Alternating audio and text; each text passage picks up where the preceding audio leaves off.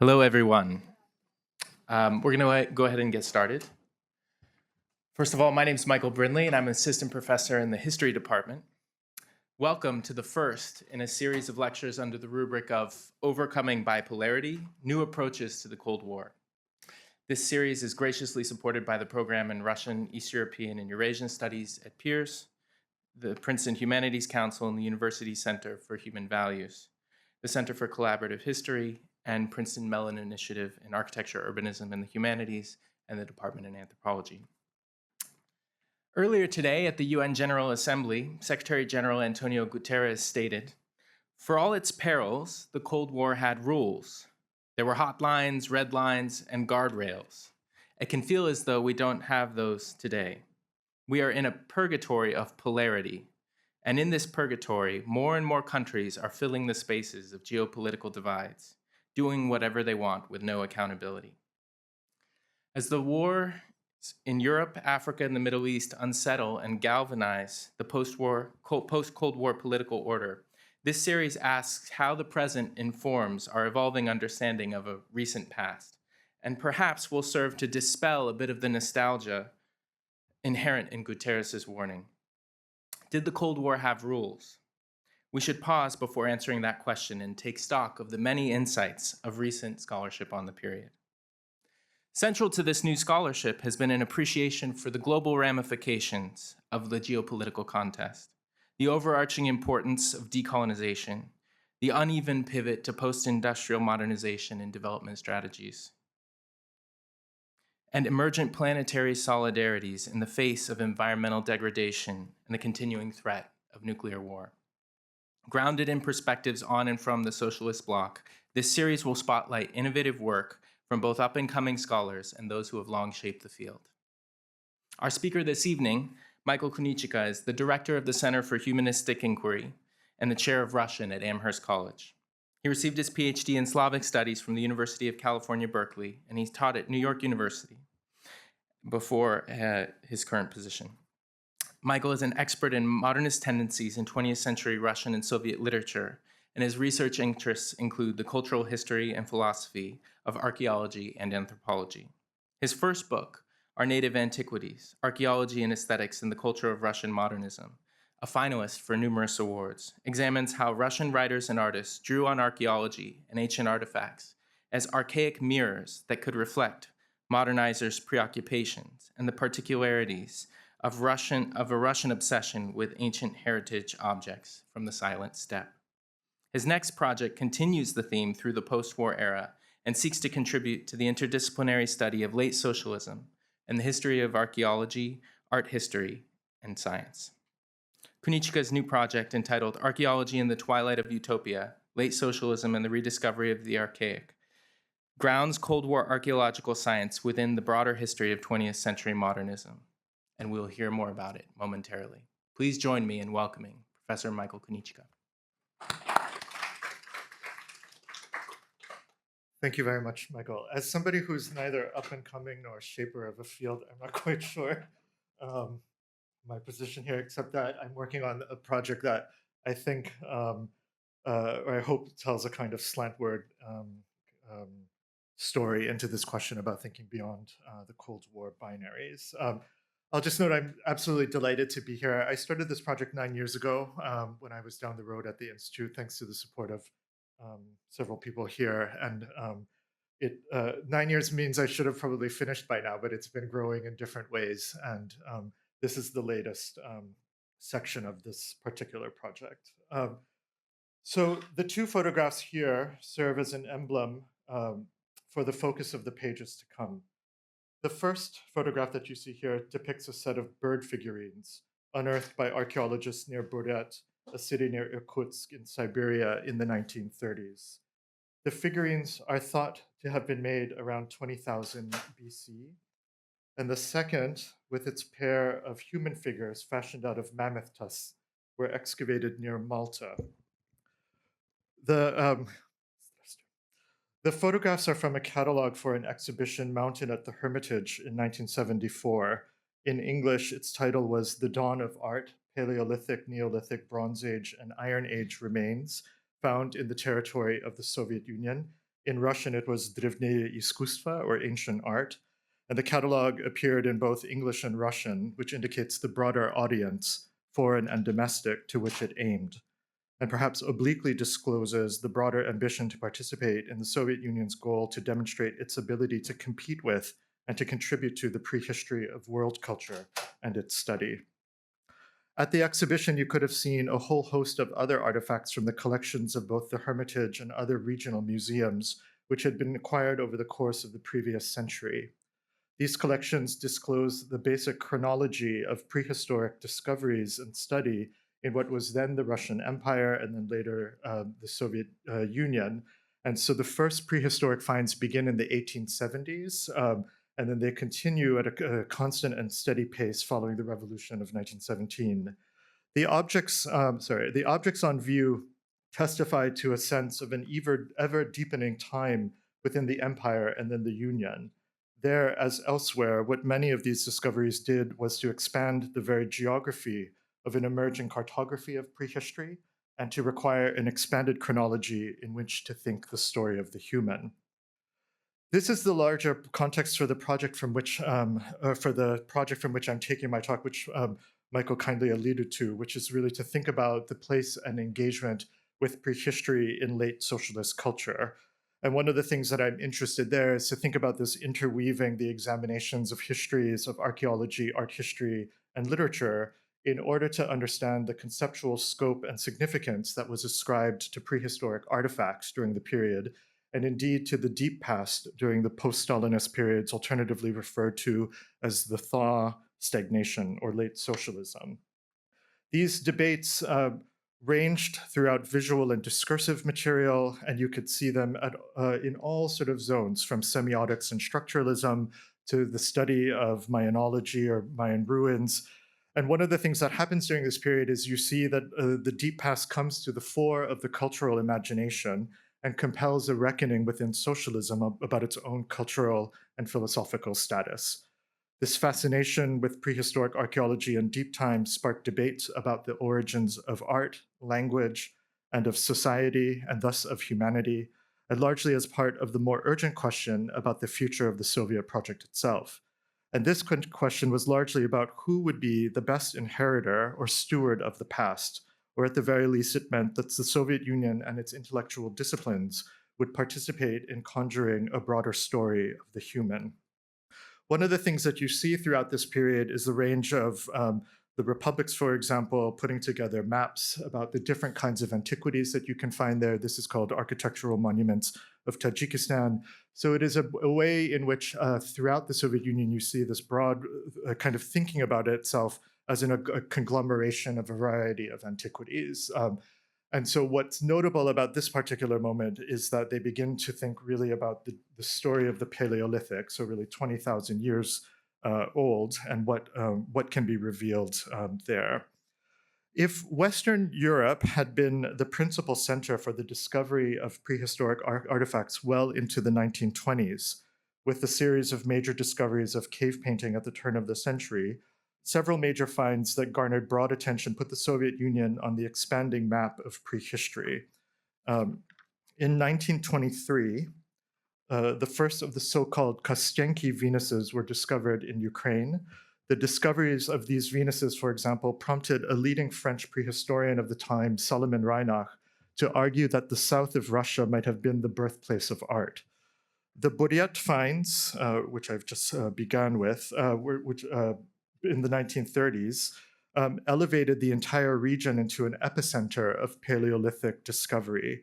Soviet prehistorians considered the value of these discoveries as triggering what they called a veritable earthquake in the study of prehistory, generally because it radically extended the perimeter of major prehistoric finds far beyond Western Europe and deep into Siberia. So, for example, sorry, I've lost my cursor. If, for example, this had been a kind of typical sort of map of prehistory here, this is the so-called Franco-Cantabrian region, in which you have many of the major finds of cave painting. What then happens with the discovery of all of these sorts of objects within the Soviet Union is that the map kind of radically expands. And so this, for example, is a map that was made for one of the books that I'll be focusing on later, in which you see the broad array of discoveries that were made throughout the Soviet Union generally. And so what they're essentially doing is trying to say that the entire sort of geography of prehistory needs to move out of the kind of the dominance of Western Europe, and really to start thinking about how is the Soviet Union itself a kind of remarkable zone for a range of prehistoric artifacts. So when the art historian Alfred Salmini commented on these various finds, he wrote in the journal Parnassus in 1936, the simple fact that in Malta, in Siberia, art of the Aurignacian type of moment of the Paleolithic, had been discovered overturns all the theories on the distribution of mankind in the middle and at the end of the Ice Age. More discoveries quickly followed. In the 1940s, when Lascaux had been discovered in France, archaeologists in the Soviet Union discovered the Avdeyevo Venuses. And for over the next 2 decades, more additions were made to the remarkable group of Kostenki Venuses. And these Venuses together form the so-called Russian group of the celebrated Venus forms. The great French prehistorian André Laurent-Gourand celebrated these Venus types as what he called masterpieces, and in which he wrote about in his Treasures of Prehistoric Art from 1967. It was a central text that disseminated largely the range of prehistoric artifacts that had been found. It was also a source of pride. So an entry in the great Soviet encyclopedia boasted that the USSR had more prehistoric Venus figurines than any other country. But it was also a source of worry because all of the discoveries that had been made in the Soviet Union belonged to what was called mobiliary art, or sort of small statuary, and rather than cave painting or parietal art. And so what you might call a kind of prehistoric paragone is launched, where this competition that was typical of Renaissance art history between sculpture and painting gets replayed out between the Soviet Union and the West. And the Soviet Union desperately wants its own examples of cave painting. They discover that in 1959.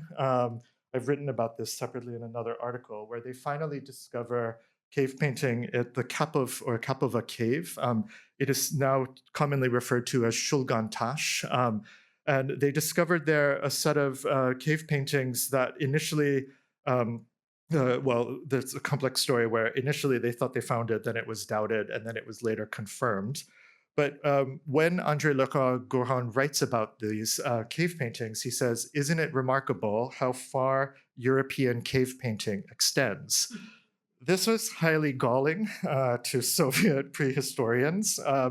And one of the reasons that this was particularly galling was that the very moment in which they find their own example, it gets absorbed into the story of Europe. But what it forces them to do is to have to come up with a question of how does art begin and how does it emerge? And I just want to play a brief clip. Sorry, it's in Russian, but I will translate in 1 second. Отсюда двинулась на запад. Но и это представляется невероятным. Слишком далеки эти места от юга Франции. Остается одно. Искусство неизбежно зарождается повсюду, где созревают для него благоприятные условия. I just want to stop there because one of the things that this particular film does, it's also from 1974. It's a film called The Magic of the Dark, or Chudo Temnoti, so the same year of the exhibition. And it picks up on what was then a pretty long-standing debate in Soviet, or the debate between Western and Soviet prehistory.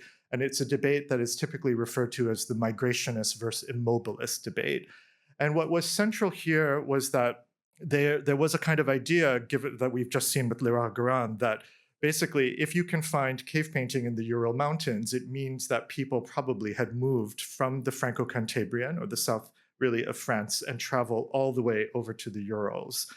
This this debate of migrationism was largely abandoned in Soviet archaeology in the 1930s because it became associated with Nazi Germany, and really a sense that migrationism was typically used as a way about the movement of culture from higher order locations to lower ones. And the Soviets instead, in the 1930s as well, really become figures who espouse a kind of vision of what's called the great immobilist. So if Nazi Germany was the site of migrationism, so the Soviet period, the Soviet scholars in the 1930s would really be seen as immobilists, that somehow art can emerge in distinct spaces. It doesn't need to migrate, and in part you just need particularly you need just the particularly right conditions for this to happen. One of the things about this particular debate, and we'll see it over the course of the examples that I'll show, is that you see the different ways in which the very story of art rehearses different visions of the human capacity, and really a competition between different sorts of countries. And that is one of the kind of central aspects of the story so far. So one thing that I just wanted to before I move on, I wanted to sort of directly talk about how this particular story intersects with some of the concerns of this series. So, what's particularly notable about the story of Soviet prehistory is that it really operates in this kind of prehistoric front of the Cold War. But that front is a space both of competition as well as collaboration or cooperation. And so I wanted to just walk through a few examples where we see particular moments in which the binary models of thinking really in terms of a kind of iron curtain or fundamental oppositions really falls away. So for one example, is that in the 1970s, Leral Goran invites one of the leading Soviet prehistorians, Zoya Abramova, to lecture at the Collège de France. So this is the series of lectures that she gave there. And what's particularly notable about this is that in thinking about this particular moment, it's very difficult one cannot underestimate the role that France plays in the kind of the dissemination or the movement of debate and knowledge about prehistory. And so Leral Goran, for example, himself translates works from Russian into French. He's here inviting Abramova. And it's a kind of central moment in which, and Abramova at this point had become a fairly well-established figure, in part because she becomes really central to understanding the representation of human forms in prehistory. This is also to say that one of the central mechanisms that enables this range of interaction between Soviet and Western scholars is largely translation. And so, for example, there was a translation series that was put out by the Peabody Museum, which published the first works of Yuri Konorizov, in which you see the deciphering of the Mayan script. So, for example, here's Konorizov. And Konorizov was one of a kind of classic example of a figure who is working in the field of prehistory, whose insights into the phonological basis of the Mayan glyphs was met with skepticism, only to become later accepted. He is also part of a moment in which we see the broad interaction between Soviet prehistorians, structuralists, and semioticians. So, for example, in 1972, Konorizov is publishing an anthology called "The Earliest Forms of Art," and this was a sort of remarkable edition because leading prehistorians of the moment are also publishing alongside figures like Vyacheslav Ivanov, Taparov, and this represents that particular moment in Soviet semiotics when it is deeply interested in the origins of sign making, the origins of writing, and the origins of art. So all of these different sorts of moments are coming together to enable a range of, let's say, disciplines to engage in this particular question. This also meant that French structuralism was, at this particular point, enabling the kind of basic mechanism, or structuralism generally, by which Soviet scholars could re-engage the West and their various insights into the nature of prehistoric art. And I'll get more into that later. The other thing that frequently happens or that we see is that these various journals also begin publishing the leading debates around prehistory that are taking place in the pages of such journals as Sovietskaya Etnografia. So, for example, Soviet Anthropology and Archaeology in 1981 published basically a translation of the entire debate about about the origins of art. And so you see throughout this entire period the kind of back and flow through the conduits of translation that really enable both of these sorts of the sides of the debate to become known to scholars operating really everywhere. The second thing is that these very same scholars also start in the Soviet Union start translating the work of Lecha Goran and the Abbé Breuil from French into Russian. So you have this kind of broad networks that often break down any sort of idea of a kind of iron curtain, at least at the level of the transmission of various topics. So this is one of the reasons why I thought this particular topic helps to think about how to move beyond these sorts of Cold War binaries. And what I'd like to do sort of now is to really walk through maybe three particular examples of where we see the debate about the origins of art and how it's really thinking through sort of this West Soviet divide. So I can't really give an overview of the study of prehistory in the Soviet Union, but I did want to note just a few sort of moments. Already in the 1920s and 30s, it becomes sort of the subject of children's books. So this is one actually that Sergei sent to me. It's called The Beasts in the Cave. And it uses, for example, it tells the whole story about the discovery of prehistoric art and centrally uses very central drawings from the Abbé Breuil. But what was already central in the 1920s and 30s when you see the formation of Soviet prehistory is that Soviet prehistorians could rely on Marx and Engels to establish not only the institutional legitimacy of Soviet prehistory, but also the various sorts of questions and structures that they would pose. And that's because Marx himself was fascinated by paleontology and geology. So, for example, in 1868, he wrote from the British Museum to Engels. He says, "What occurs in human history is like that in paleontology. Owing to a certain blindness of judgment, even the best intelligences absolutely fail to see the things which lie in front of their noses. Later, when the moment has arrived, we are surprised to find traces everywhere of what we failed to see." It's sort of a remarkable passage, in large part because it rehearses some of the stories that we tell about the discovery of prehistoric art generally, that it takes some kind of shift and suddenly illuminated are all of the traces of the prehistoric past. Oh, yeah. But one of the other things that it then enabled was Soviet prehistorians to say, well, if this was really central to Marx, what are the ways in which a Marxist prehistory will undertake this very question? And they could also rely really on Engels, who had also written in a work towards the history of ancient Germans. "We have no idea what became of this early Paleolithic man. The implements of this extinct race have been discovered in the caves of England, France, Switzerland, Belgium. Some implements bear vivid drawings of animals and hunting scenes with figures of naked men, even the beginning of sculpture in horn." So what was central there is that Soviet prehistory could operate under the sign of Marx and Engels. They had both of these sorts of the variety of writings that Engels himself has produced, and they could effectively say that these would be the conditions or the conditions under which Soviet prehistory would become occupied, really with two central questions: what is the Marxist prehistory, and what is the way in which that Marxist prehistory would really think about the materialist origins of art generally.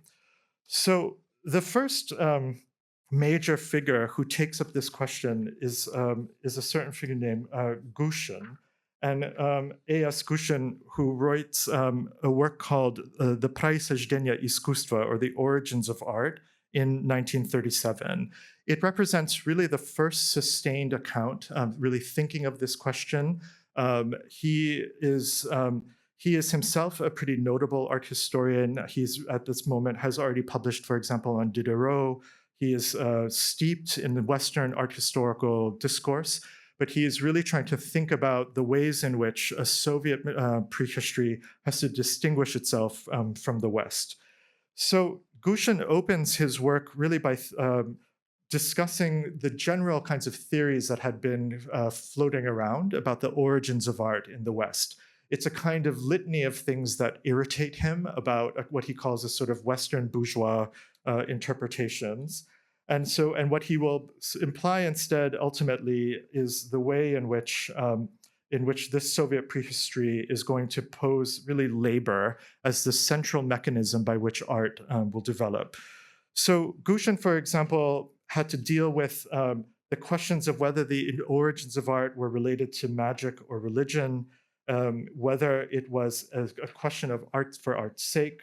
He found particularly horrifying a theory that that was put forward by a certain Wilhelm Hausenstein, who wrote that about cave painting, the magnificently daring unboundedness of these forms have in them something that has provoked excitement in our era, something sportily elegant, something gentlemanly. And one of the other things that Hausenstein, and another figure, Hubert Obermeier, writes in 1914 when he's theorizing the origins of art, is that he says, it's possible that these artists were simply poor people. This is about Paleolithic hunter-gatherers, incapable because of physical weakness to undertake the life of free hunters, and they were forced to occupy themselves with painting. So one of the sort of extraordinary things is this kind of projection of a kind of bourgeois dandy into the prehistoric past. And so Gushin writes, this is the entire art historical wisdom of the bourgeoisie, the entire bourgeois understanding of art, of its social role, and finally, of the place of the artist in society. So one of the questions that Gushin faced is that is really what would be the difference? And it's probably not surprising to anybody who has spent time with the Soviet 1930s to think that rather than having the bourgeoisie in bearskins, you will have a sort of a proletariat. And so one of the things that Gushin says essentially is that art begins not with magic, but with labor, and it is effectively the product of the hunt. And so the main kind of the general line of Soviet prehistory beginning in the 1930s is really this particular vision of trying to locate hunting and labor as the central process out of which art emerges. And one reason that they do this is that they rely really here on Lenin's remark that there's nothing more characteristic of a bourgeois than the transference of characteristics of modern dispositions to all times and people. But of course, what the Soviet line is in 1930 is really to see the conditions of labor and really of a kind of primitive communism as at the start of all things. And so Gushin really undertakes this particular position, and he establishes what will be the central vision that the Paleolithic art, he writes, like the arts of modern hunting peoples, shows with exceptional brilliance that at this early stage of human artistic creativity, art was inseparably linked to labor, that it was made and developed as the creation of the masses, and that it was realistic. And so he really needs to do three things in 1937. He needs to find labor as the motor for art. He needs to assert that rather than an artistic individual, it was born out of a collective, and that lastly, it also marks the birth of realism. And each of these three things, while unsurprising, really constitute the fundamental basis of let's say, the early Soviet vision. So one of the reasons why this is particularly notable is that we still continue to see accounts of prehistoric art in which the figure of the individual or of things like the modern mind play central roles. So this was an exhibition that opened at the British Museum in 2011. It was called Ice Age Art, The Arrival of the Modern Mind. And it was a particularly fascinating exhibition where many of the objects that I've just discussed were on display. But it was particularly troubling to a range of critics at the time who said, well, what is the possibility that Ice Age art marks the beginning of our own modernity or of our own mind? And so, similarly to this image that you see with Hausenstein, as if the prehistoric past is the past of a kind of bourgeois artist individual, you have again this constant sense that one of the things that we should look back at prehistoric art is really to see a kind of the origins of ourselves. And one of the central aims of Soviet prehistory is really to continually disrupt and deny this sense of a kind of easy continuity between the deep past and the present. And so what I'd like to do now is to really shift to two particular examples from the 1960s, which is really the focus of my book, and to note how they are going to do this within the context both of the Cold War and then also within the context of art historical study generally. I'd like to do so but for the purposes of time, I can't show you the clip, but there is a, oh, sorry, let me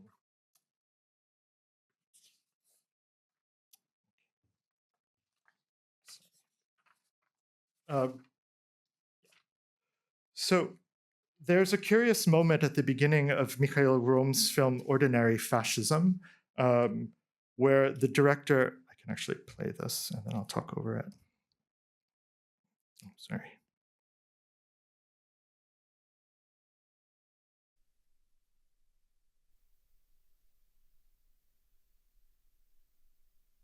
Yeah. There's a curious moment in Mikhail Rom's film Ordinary Fascism, the director's sustained meditation on the nature of the political movement, its theatricality, and its place in the course of 20th century history, when the film's narrator suddenly turns towards the deep past and says in a voiceover that he's saying here, and these cave paintings are 20,000 years old. Man still lived in caves, wore fur pelts, and worked with stone axes. But he was a great artist, maker, and creator. He understood the beauty of the line, the perfection of form, the expressiveness of movement. The colors on the walls of this cave have not dulled over 20,000 years, although the animals that inhabit the earth then have vanished. Primitive man also knew non-realist or uslovny art. This is the section here. It's a kind of remarkable moment at the beginning of a film dedicated to fascism that it turns to the deep past. And one of the things that he then says is, how can this really be the image of our time? And so he juxtaposes in this sequence in the film this sort of moment of people fleeing from aerial bombardment with the juxtaposition with this scene from Lascaux. And one of the things that he expresses at this particular moment is a kind of dismay at the course of history that would lead really from Lascaux to the 20th century. It's this sequence that actually drew the attention of the prehistorian Alexei Okladnikov when he wrote in his own consideration of the origins of art, this one called The Dawn of Art, Utro Iskustva in 1967. And Okladnikov, in the introduction to the book, writes, do you remember, he asks, the drawings of cave people from Lascaux in the film Ordinary Fascism? So this is in his own book. These surprising frescoes of troglodytes from the 20th to 15th century BCE, passionately indict the barbarians of the 20th century. It means there is something eternal in art, and in this is something continuous in the ever-changing world. What is particularly notable about this account of prehistoric art is that it's used in the 1960s as a kind of indictment of the present. And Okladnikov was not alone at this particular moment. So in 1962, the writer Yuri Dombrovsky wrote The Keeper of Antiquities. And he writes at this particular moment, we need to call back Cro-Magnon man in order to recreate the gentle, barely audible music of the Stone Age from the smoking rubbish heap of our world. That prehistory could thereby serve Soviet artists and writers, thinkers, and philosophers alternatively as a refuge from the present, an alternative source of human possibility, or an object of sustained study are among the central themes that we find Dombrovsky and Okladnikov typifying. It's a remarkable moment as well because it indicates that they give up on a progressivist model of history, and it really confirms something that Denis Ollier writes about, where at the moment, he says, in which you think that the motor of history is stopping, you frequently see a kind of turning back to subterranean temporalities in order to restart a kind of motor of history. And I think one of the notable things is that we're sort of seeing it again even now. These sorts of moments where W.J.T. Mitchell, for example, in the early aughts, said that we need a paleontology of the present. All of these moments where we are seeing a kind of an attempt to tell the story of the human from the perspective of deep time.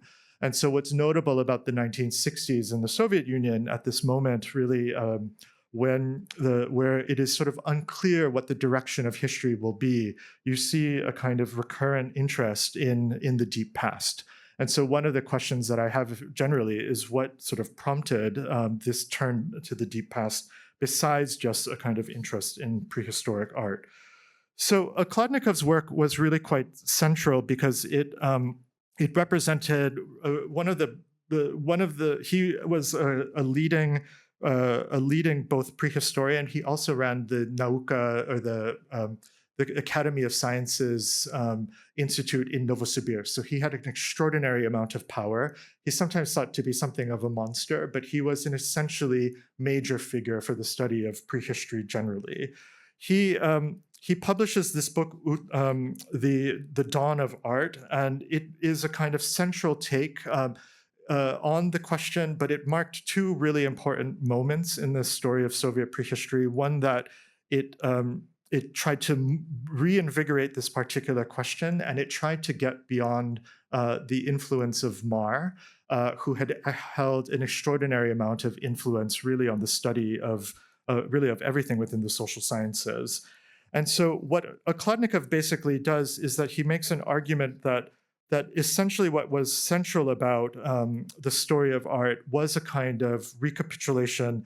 It was a quite odd argument. It was a recapitulation really of the claims for beauty.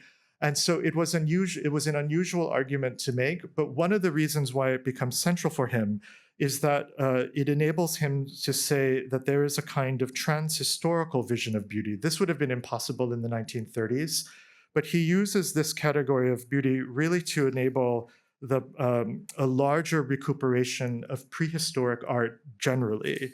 And so one of the ways in which he makes his final kind of thrust about this argument is to use the category of beauty to open up the basis for really a kind of world prehistory. And so he writes, the entire mass of monuments of Paleolithic art, the quantity of which continues to grow by the decade in Europe and Asia, in Sahara and on the banks of the Nile, bear witness not only to the force, but to the eternity of the truly beautiful in art, of realism as an expression of the cognitive power of human consciousness. What was extraordinary about this particular claim is that he is using this kind of category of beauty to ground, again, world prehistory. And world prehistory was one of the categories by which the Soviet Union would say, we're going to wrest this story of prehistory out of the hands of Europe and open it really to the so-called Second World. And so what we see here is the kind of the use of prehistory really within this general category of an enlarged and expanded geography of the prehistoric that really challenged the hegemony of Western Europe, both in the study of prehistory and in the kind of idea that it had the principal artifacts.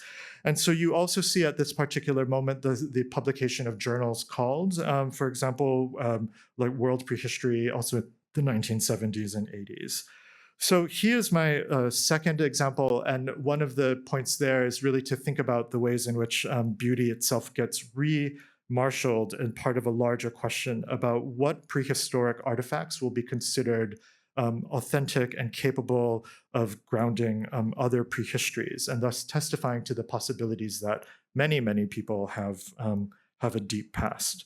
So the last section, which I'll try to give in 5 minutes, is maybe my most favorite figure, in part because he takes us outside of the question really of really outside of the Cold War, and begins to think primarily about how do you even tell the story of the origins of art. And what's central to this are two features of that have proved to be of enduring value of Soviet prehistory. And so, no less than Colin Renfrew, who's a major figure in the study of prehistory, really lauds Soviet prehistory for bequeathing two things. One, the very possibility of a world prehistory, and secondly, really of a kind of materialist account of prehistoric study. So, what was central at this particular debate, and here let me just use this image from the New Yorker, which is that there are sometimes accounts of prehistoric past that you would have a sort of prehistoric artist who would have a sort of object that he would then just transfer onto a wall. And so this was one of the kind of standard lines of a prehistory that thought about an artist who just could paint or sort of etch from reality. And this was entirely impossible from the perspective of Soviet prehistorians. And so, in the early 1960s, you had, for example, the aesthetician Moise Kagan give a series of lectures in Leningrad called the Lectures on Marxist-Leninist Aesthetics, which began with the first lecture of which began with the origin of art. And one of the things that Kagan makes really clear is that what was central to the Soviet prehistoric line is the very question of how do people begin to think in images. So he writes, to make a representation, the prehistoric artist had to complete an analysis of a vast number of impressions. He had to conceptually delineate the general and the more essential specificities of a represented object. He had to synthesize, to unify into one image, that which he had uncovered in various animals and peoples. He had to recreate in his imagination concrete images from life that had been reworked by his consciousness. Without all those operations, the simplest contour relief on clay, the delineated silhouette of a stone bison in the cave of Hornos de la Peña, or the silhouette of horses in the cave of Montespan, could not have arisen. What also set this entire process in motion for someone like Kagan was social labor. So the very way in which we began to think in images had to do with the fact that Paleolithic hunters found themselves specifically in a constant battle with nature. And he writes, forcing man to perfect his cognitive abilities. This is a kind of a vision of the human in which not only thinking in images is a gradualist process, but so too is the very constitution of the human. I was asked to make sure to say human because they are sponsoring the lecture. But one of the kinds of central things is that to think in terms of to think in terms of images also means to think that that the human itself is the product of thousands upon thousands of operations and transformations. This is a direct line from Kagan. So this particular view really of thinking of a gradualist emergence of thinking of images comes to dominate Soviet prehistory. And the central figure here who really takes this line up is Abram Stolyar. And Stolyar is published a series of debates in the journal Sovietskaya Etnografia, or Soviet Ethnography, which takes up this basic question of how do we even begin to have the process of making, or what he calls depictive activity. And I find this debate particularly fascinating because what was central to Stolyar is this idea that we have to think about no longer that there is a kind of idealist position, that you have a particular artist who has an image in mind, and that he or she projects on to, say, this kind of relief. So the idea here is not so much that there is an artist who has this kind of image of the bison, but rather that there is some interaction between the material conditions of the stone itself and the viewer, out of which a kind of image slowly emerges. So rather than an idealist position which would see the image as the projection of the mind onto matter, there is some other kind of relationship that Kagan and the Soviet prehistorians are much more interested, namely how in the interaction with matter does this kind of image perception gradually emerge. But this involves two things, and this is what is kind of fascinating about Soviet prehistory at this particular moment. They take up a kind of criticism, really, of the very constitution of the question of prehistory to begin with. And so, one of the things that they find remarkably or a subject of significant contestation is that because prehistory often seems as something that is a set of discoveries or sudden discoveries, that suddenness is frequently transferred into the ways in which people think of how that art really even began as a series of explosions or of possibilities.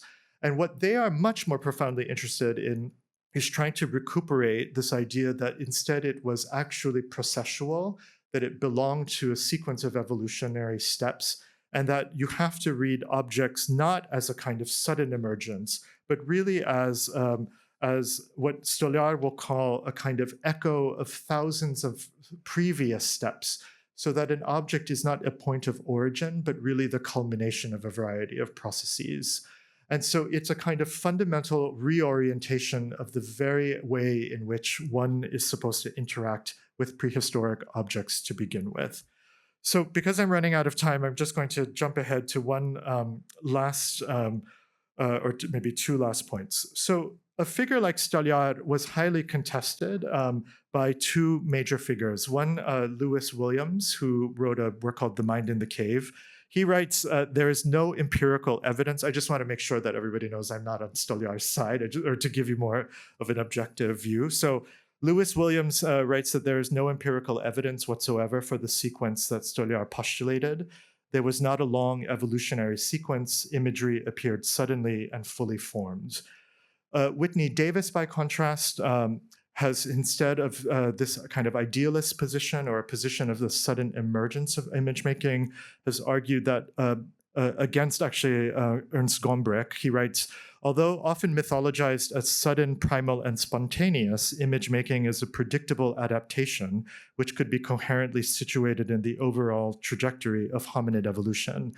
So this is to say that the reason why Soviet prehistory ultimately becomes compatible with a range of Western prehistorians, at least on the side of Whitney Davis, is that there is a kind of general desire really to think beyond idealist accounts of the emergence of image making. And they readily supply this sort of materialist account in which the human is, again, the product of a series of transformations, and image making itself is a product also of thousands and thousands of moments of transformations. I, not having no real training in either, just want to point out what's kind of central here is really thinking about how these different sorts of moments map onto the different kinds of needs that prehistorians have. So I'll just conclude with a really extraordinary moment in Stolyar's thinking. So when he takes up the basic question of prehistory, Stolyar writes, every fundamental problem in history has the same property as the horizon, which always retreats to open new vistas as one approaches it. I would say this is one of the quintessential moments really of Soviet thinking about prehistory, which is the transformation of the very question of the origins of art into a question of how the origin becomes a kind of new vantage point from which to see still deeper paths. It's that particular way of thinking about objects, that they are not really the origination of something, but the culmination of a range of processes, that really marks Soviet prehistory as incredibly interested in dynamic processes, evolutionary processes, and one in which all objects are bound within this sort of continuity of time. So one of the things the reason I sort of want to end here is that they really basically transform the very question of origins of art into a question, again, of evolution and of process. And this is what's sort of ultimately fundamental to this particular line of Soviet prehistory. So I'll end there. Thank you very much.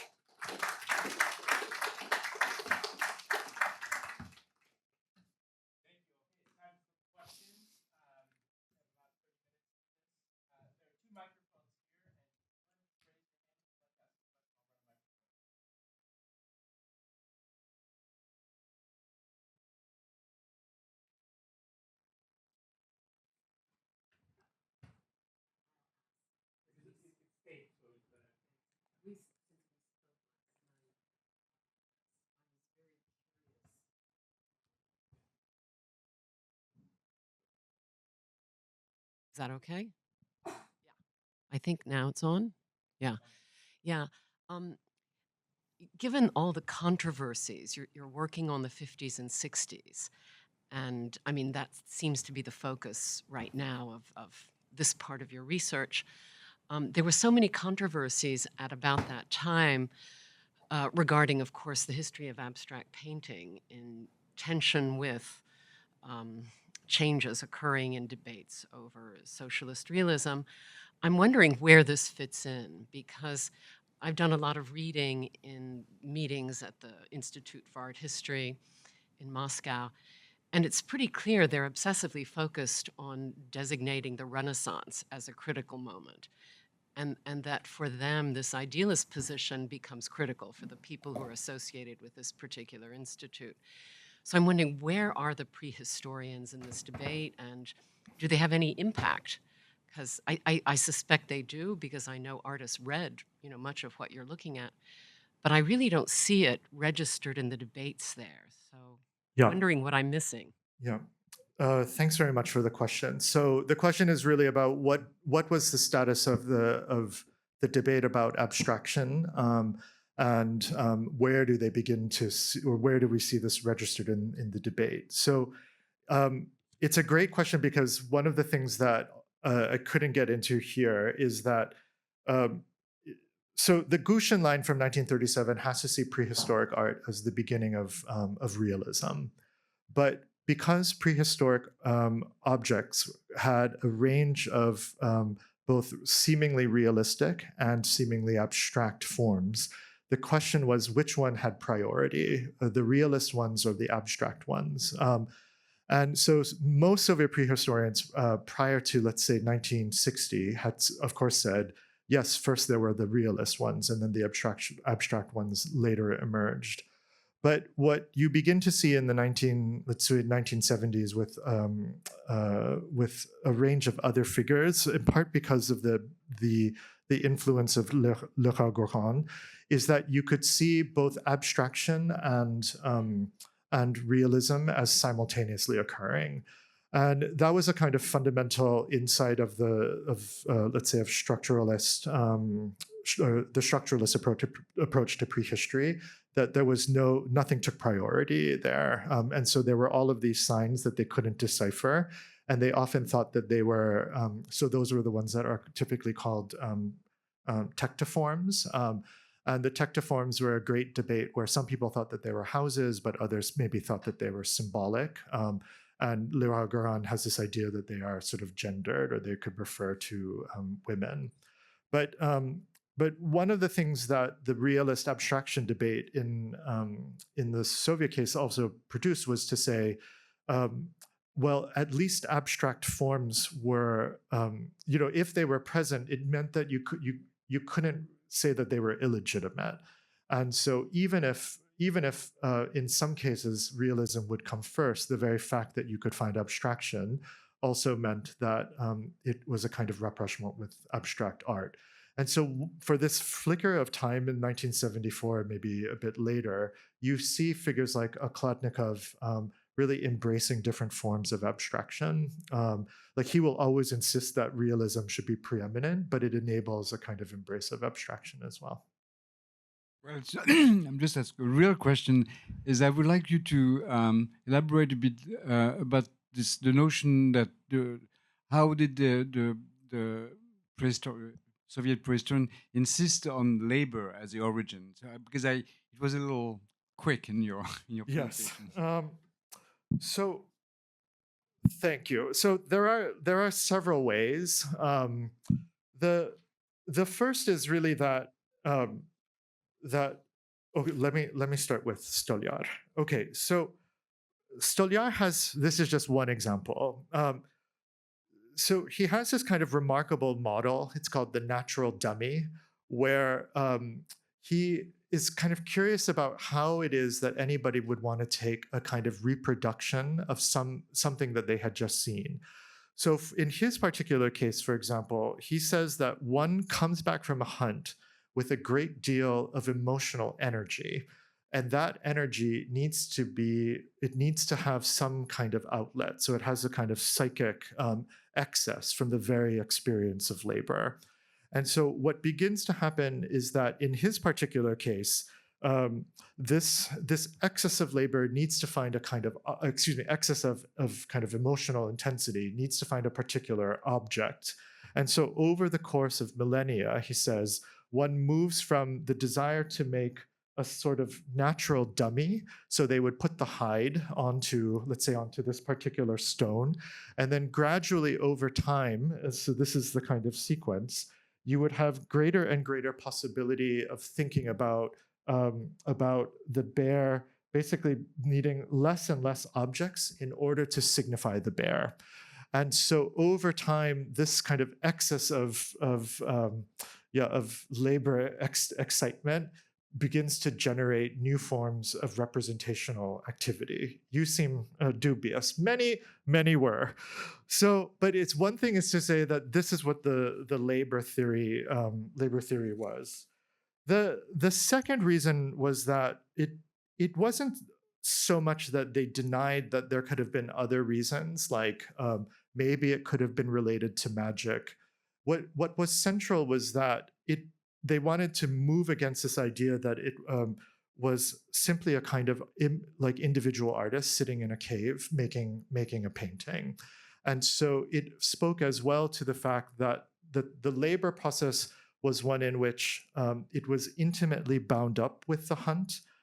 So in effect, not really with religion, but secondly, operated within a kind of broader collectivity.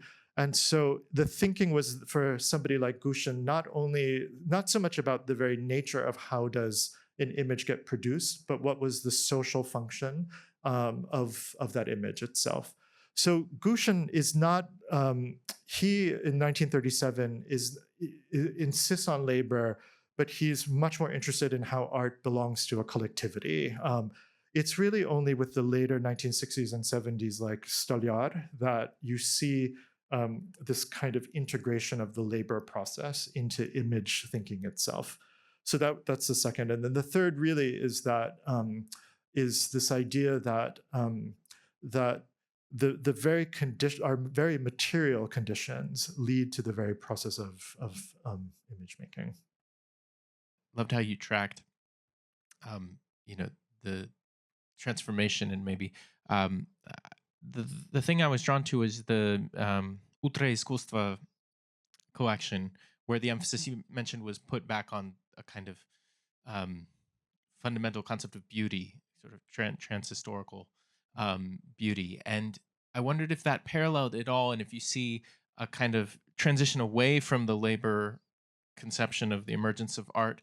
And the reason I'm wondering if this might be the case is that in the late 60s, you get a lot of Soviet thinking about the role of leisure and free time. The work week gets one day shorter, all sorts of things. Sociologists turn their attention to how to construct kind of urban spaces for leisure and things like that. So is there a shift away from labor in the late 60s that you track in Soviet articulations of how art might have emerged? Yeah, it's a great question because beauty had been sort of a problem for the early prehistorians. And they didn't, so they grappled, for example, with the question of was prehistoric art for art's sake, which had also been sort of, which had also been theorized. And so Kladnikov picks this up in 64 because he's trying to do three things. One is he's trying to get over Mar, and Marist prehistory had imagined, for example, this sort of group of like prehistoric wizards who had been in competition with the hunters. And this was a kind of classic Marist fabulous sort of origin story. And so he's trying to move the entire thing off of Mar while still preserving the place of labor in the creation of art. He's okay with the idea that that things can be beautiful. I don't think he ever really thinks about it as a kind of like this is necessarily a product of some sort of leisure. But the very idea that one produces beautiful works is fine within the story of, let's say, Marxist kind of materialist aesthetics. What is, I think, much more fundamental to him is to reconcile the category of beauty and the role of labor in the creation of things. And then, yeah, again, really to use it as the launching pad to say that many cultures throughout the world are capable of also creating beautiful things. So the leisure piece is really only, or so far as I've seen, is really only a kind of 1930s thing where the Soviets are rejecting that particular model from West Europe, and then yeah, kind of reinscribing a story of beauty as the product of labor itself. I just- yeah, I'll follow it, and Paul, I'll give it to you. Sort of to to to get back again to labor. I'm looking at the debates on aesthetics, like in the 1960s, right now, and what is interesting there is how much there is a connection between the 1930s and 1960s, and the link that brings the two together often is the manuscripts by Marx, right? So because they Lifshitz translates and published them in I think late 30s, Yeah. and then they get republished in 1958 or so, right? So and basically what they're doing, they're picking. I don't remember the original, but they picked from Marx this idea that gets translated into Russian as эстетическое освоение действительности.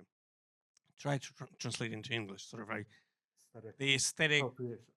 It's not quite appropriation, but sort of like there is some kind of the aesthetic transformation at the same time of reality, right? And the idea is that sort of, and that's entirely from Marx, is that sort of in order to be able to do it, you need to come up with, have a sense of measurement that is intrinsic to the material you're working with, but also it's comparative, and that comparison comes only through your labor engagement, right? Yeah. And so, and there are multiple schools of kind of this kind of debates. One is sort of trudoviki, as you call them, as you refer to them, right? So it comes only from labor. But there was a competing school, Приrodniki, right? So namely, sort of like it comes also from nature, and sort of you could do it by observation. Sort of it seems similar, I think, like to Stolyar. So you're not quite linking the 1930s and 1960s, but I think sort of there is a really interesting sort of continuation that might be helpful. But the other question is sort of we comment rather on evolution and the evolutionary sort of kind of this sort of thing. In I think in 1920s, Bakushinsky does a lot of interesting research with children Mm. to see and kind of to what he calls sort of like phase development of their artistic kind of activities, right? Where he shows how they move from one way of kind of from just like haphazard sort of like engagement with the page, right? To a much more structural, much more sort of so that might be another sort of possibility for you sort of to link the two because they are clearly concerned with the developmental Yeah. aspects of sort of art, like on on personal or collective level. Yeah. Yeah, I'll have to look into that a lot because this question of children. Why can I just one really quick thing? I found sort of a moment that so to answer sort of both Michael and Evelan's question. So Staliot, for example, he has this kind of image of what he's resisting is this image of an artist who he writes is standing around at their leisure in quote passive contemplation and naive admiration. And so one of the things is that that the leisure model of a kind of passive receptivity of the world is here challenged in his account by a sense of perception as highly laborious. That perception itself is the product of the stimulated emotions and emotions that are stimulated through the hunt. So I had another way of answering, which is that it's not only that art itself is the product of kind of the hunt or of that sort of labor process, it's that every way in which you think about the reception or the perception of the world is not just the kind of standing around of admiring things at one's leisure. And so they're trying to sort of insinuate labor into every process of both the making and the perception of images. And that's quite central. Sorry. Yeah. Hello? No. Hello? Okay. Thank you, Michael. One thing I was struck by when you were showing your images is how, given their radical rethinking of prehistory, that their notion of what is art is still figurative sculpture and cave painting. Yet they must have been digging up things like hand axes and tools that, even some people today think hand axes are the first sculptures. There was literally a show called The First Sculpture that was a collection of hand axes at the Nasher Sculpture Center, which was very problematic. But given their theoretical system, one would think that the perfect object for them would have been functional objects that had some kind of aesthetic value or residual, artistic, sensibility to them. So I was wondering if they thought of that, and uh, how does that play a role in their thinking about prehistory, like the utilitarian tool as a kind of proto-artistic object. That is such a great question because they never do that. And you would think that, yeah, you would think that there would be this sort of moment of like, why not celebrate? Well, they do celebrate the tool, like the tool as a kind of, I mean, Engels has this classic sort of set of essays about sort of tool as a kind of the making of tools as a way in which you of the transformation of ape into man, and so that the process of hominization happens really with the creation of tools. And so in other catalogs, you will see kind of the array of flint axes, but you're absolutely right that they continue to celebrate art itself, or those things that are recognizably as art, and it's almost as if, yeah, the sort of the kind of status of that goes unchallenged. And I don't detect any moment at which the tool really becomes its own object of aesthetic appreciation. I'm not sure that they would be able to do that. I mean, I think that they would hold up the tool as a kind of central to this process, but you're right that they really retain this yeah, this valuing of cave painting. Yeah, thank you. Two quick things. First of all, thank you so much. It was really, really interesting. The first one is, when do you think all these theories entered Soviet school textbooks? Because I vaguely recall that in the 5th grade was something that was already like very clear manifestations of what you talked about, presented for 11, 12-year-olds in the Soviet Union. So I was just curious if it's possible to date the time when these debates were actually entered the school program. Yeah. The second question is, I was really intrigued by the copy of the list of content page with articles by Vyacheslav Ivanov and Toporov, and this group of semioticians and cultural historians and historians of mythology. So I would like to expand, if you could expand on this. But the 1960s was the period when they, and specifically Vyacheslav Ivanov, rediscovered Vladimir Klebnikov's art, especially focused on prehistoric images and attempts to reconstruct these prehistoric art. He started in the as you know, definitely in the first decade of the 20th century, and then until his death, he wrote these poem super sagas in which he heavily employed the prehistoric imagery. Yeah. But in the 1960s, these works were rediscovered, and for Vyacheslav Ivanov, as far as I understand now from your presentation, from this particular part of your presentation, it was not accidental. It was not just a curiosity of a scholar. It was a part of more general theoretical debate. So the question is, what was the role in these debates of Vyacheslav Ivanov, Toporov, and the reemergence of interest in not just primitive art of Russian avant-garde, but in concrete works of Klebnikov, such as E and E, or Povis Kamene. yeah, Right. exactly. No. So I'm gonna say I don't have an answer to the first question about textbooks, but that is super fascinating, and I'll look into that. One one thing is that so Vyacheslav Ivanov wrote a series, like a kind of memoir that I think got published in Semiotica or something, and he says here basically that as a result of my studies of the history of the semiotics of writing, problems of the interpretation of the earlier signs of Paleolithic symbolism and their parallels in primitive cultures became particularly important to me. And so around this particular moment, so Vyacheslav Ivanov and Knorozov were all working together. And so what's kind of fascinating about this moment is they become broadly interested, this Toporov, Vyacheslav Ivanov, and Knorozov in the sort of the origins of writing. And so there is a kind of special section within this work here. I don't know if you can see it. I can make it larger, where Toporov is writing about this sort of the universal tree, and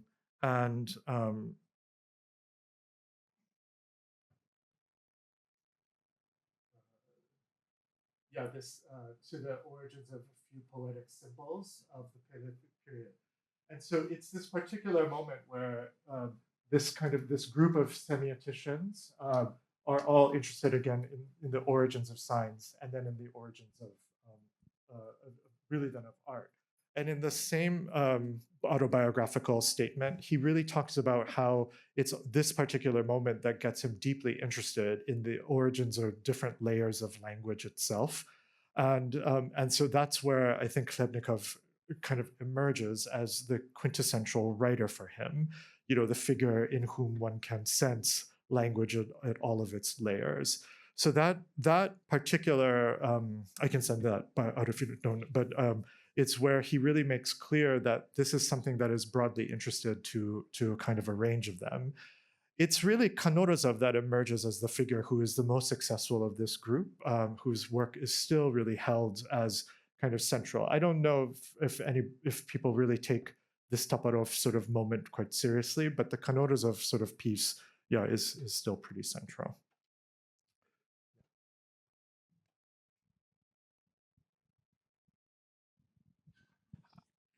I'll ask another question about.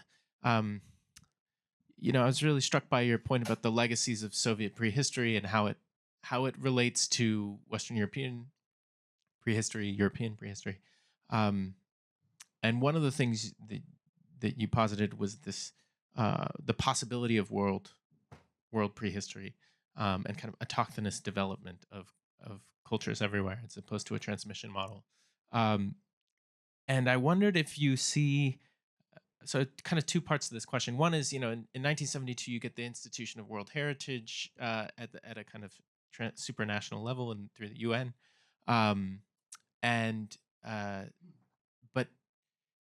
but also I'm curious about the relationship between prehistory and the historical heritage that's being foregrounded in that system, and what role sort of the preservation and protection of prehistory plays in sort of, and specifically Soviet prehistory, in commenting upon or changing the relation of the construction of the rules around history. So what's the relationship between prehistory to history in that moment of institutional, transnational formation, and then what is also the particularity of prehistory within the construction of that organization, World Heritage Foundation? Yeah, I don't know. I'll look into that one. Like, how do they demarcate the boundaries between the two, and how does, I have to think about that. So I was struck with the map you put up from, Yeah. I think it was Tajikistan. Yeah. But I would assume most of those sites are historical sites. Yeah. Well, it ranges between, there are petroglyphs, and then there are it's sort of like, here's all of the different antiquities that you can find in Tajikistan, and so so here are the petroglyphs, and then they basically say you can find all of these. So this is a kind of an incredible map, because it says you can almost find the entire story of of the world here in this republic.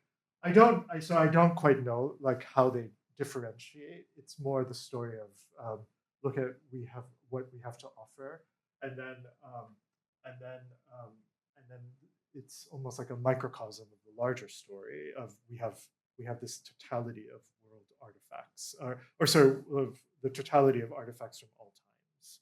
Yeah, but I don't know actually if how they divide the two.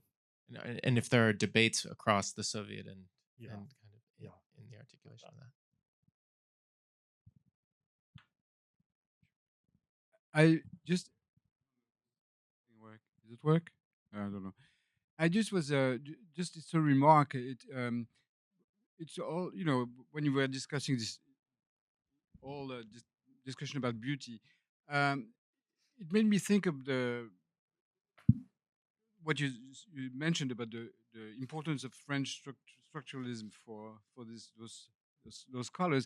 It made me think of Levi-Strauss's famous article on the split representation, where he says you can't, the fact that there are so many cultures that they have the same symmetrical designs in various things. So is very interesting article which he wrote in America and when he was during the war, and which he published in his first Anthropologie structurale 1, which is means it was a very important text for him. He says, well, the transmission, that's no good. It's completely absurd. The human the human nature, ahistorical human nature, it's no good either. You have to have certain conditions, exactly what you said. And so he speaks about the various conditions of various societies that produces those objects. And so it seems to me very close to the type of methodology that your guys would do. No? Yeah. I'll definitely look at that because yeah, this is the one in which where other there are other figures who take up this sort of immobilist position because there is this idea that everything gets transmitted across space, and then all of these questions of how do we account for similarities, not just within similarities across time and space. And so this is, I think, as you work on, right, sort of like what are all of these pseudomorphologies. But it is definitely this moment where they are trying to figure out whether the immobilist and migrationist positions need to be absolutely at odds, or are there ways in which there can be some kind of rapprochement between the two. But yeah, so anyway, the Levi-Strauss one is, so this is kind of what prehistoric art reinforced them to do again in the 1950s and 60s, was because the French were saying, well, this is part of us. They had to kind of return to an immobilist position that was sort of softening, but then to then assert, yes, it's all based on particular conditions. But this larger question about the immobilists and transmission, that is such a huge, it's a kind of huge history, which is also really fascinating, because Gordon Childe, for example, when he visits the Soviet Union in the 1930s, he was initially the great theorist of diffusionism and migration, and then he changes his mind after the visit, and then switches really to the immobilist position. So it's a really broad story that involves a lot of ideologies about form and who can create a form.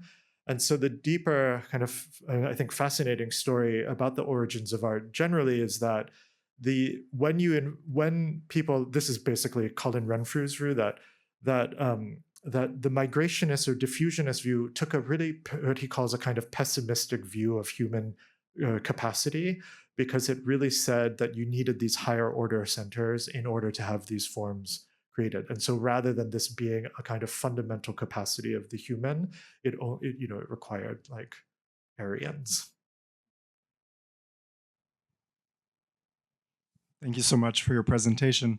I had a question about the sort of museological effect of a lot of these discoveries, where a lot of these artifacts brought to St. Petersburg to show in the Hermitage, or were they presented in situ? Because I would imagine, observing the artifact in the place where it was discovered is very different than in a, museum space, and how in your research you have seen that play out.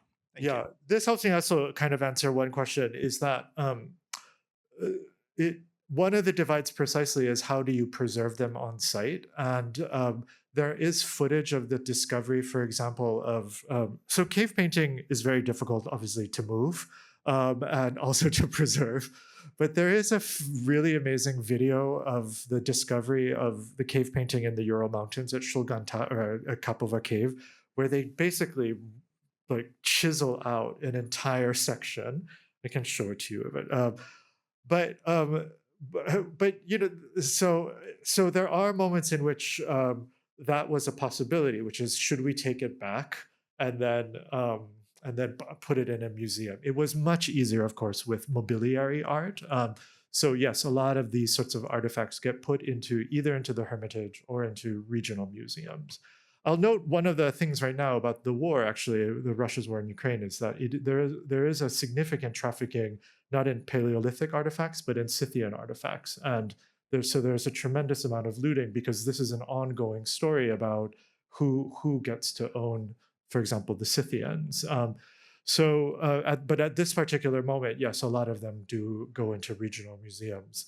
But the Russians were not, they were not the worst. I mean, so it is kind of a shocking thing to rip them off the wall.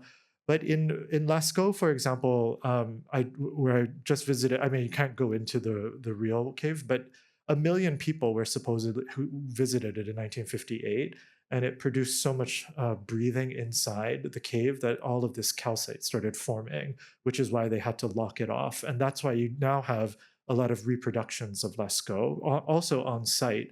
So this idea that there are kind of little pockets of captured time that we then rediscover, and that very rediscovery then sort of endangers them, is really part of the story also of cave painting.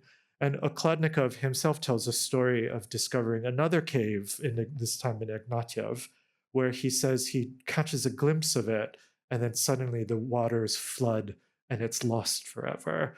So it's often these sort of stories of discovery, endangerment, and then preservation. And so now at Lascaux, for example, what the guide said is the only people who are allowed in are mycologists, or people who study fungus, because fungus is such a great destroyer of cave painting. I have a quick question. They theorized about social conditions in a way, like labor, non-labor, etc. Everybody was labor, I guess, communism, etc. But did they theorize if it was art at all? What was the function? Because technically, why did they suppose it was art? What was the function of that particular painting for prehistoric times? Yeah, thank you. They did, or should I take both? Okay, they did. For a lot of the debate, it is remarkable in which there was not a huge question about whether it was art. I mean, I think that's covered by the question of происхождение искусства, or the origins of art. That somehow this is the beginning of it, and it's not necessarily always going to be considered art, but the very process. So yeah, but when they did, one of the reasons why they did insist upon a story of labor and society was that they gave it. They thought it was part either of, because it was so closely allied to the hunt, or part of a kind of collective experience. So that was sort of Gushin's position. Steljar is a little bit different. For example, he is not always interested in the category of art, so he uses terms like depictive activity or image making. And so he sort of at times will bracket off the very question, is this art? And for him, the bigger question is how is it that we even begin the process of mark making or image making? But that is a little bit later. But for Okladnikov, for example, it is absolutely art from the beginning. So it depends on which particular figure. But yeah, it really varies over time. Yeah. For your talk. My question is related to this divide you were talking about between kind of this idea of the artist projecting an image onto a material versus the materiality of the surface kind of producing an image. And I was hoping you could articulate, a more specific example of like what that would look like in the writing about it, or yeah, kind of how it was a little more specifically kind of explained of like the image arising from the specific materiality. Yeah. So one question, for example, that they face is if you look at this contour relief, um, let me just ask you, what do you see anything here? It's a duck rabbit situation, like maybe Yeah. like a cow or So one of the basic questions is that they are facing is when you see a possibility of a contour relief, does the artist need to have the image in mind, and then um, and then start kind of highlighting and engraving it, and where does that image come from? So do you walk in with an image of a bear in your head and then see, oh, this could be projected onto this, and so you would follow here the curve of the back, and then you would sort of you would then impose the sort of image of the bear onto it that exists in your mind. The simple shift I think that they do is to say that there is some interaction between this surface and the mind, uh, that has a kind of question of for them of how over the course of thousands of years did it happen that we begin to interact with this as if there is an image present.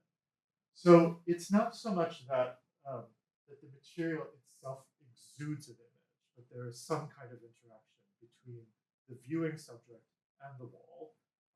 But it is what it is not is the basic projection of an image onto the surface. So they reject that kind of idealist position that we are all walking around with images on our heads that we then project into the world. But there is some kind of basic interaction. This, I will say, continues even now. So I was just visiting the cave, and they're constantly like, "Do you see it? Do you see it?" And I said, I don't really see anything." And at some moment, an image upon their suggestion seems to emerge. And so, but I don't know why I pointed that out, except only that that yeah, that I think fundamental for them is this idea that the suggestiveness of this particular relationship takes like millennia, and it was not just a set of artists saying, "I'm going to impose something on the wall here." Does that explain it? Or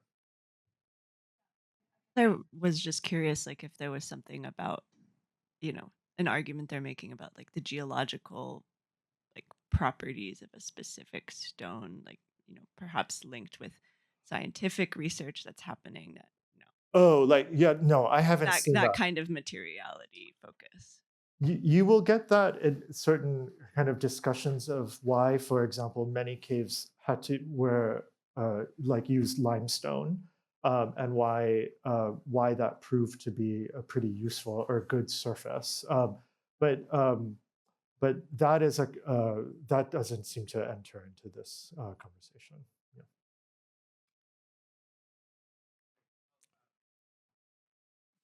Yeah. Join me in one last round of applause for Professor Kunichika.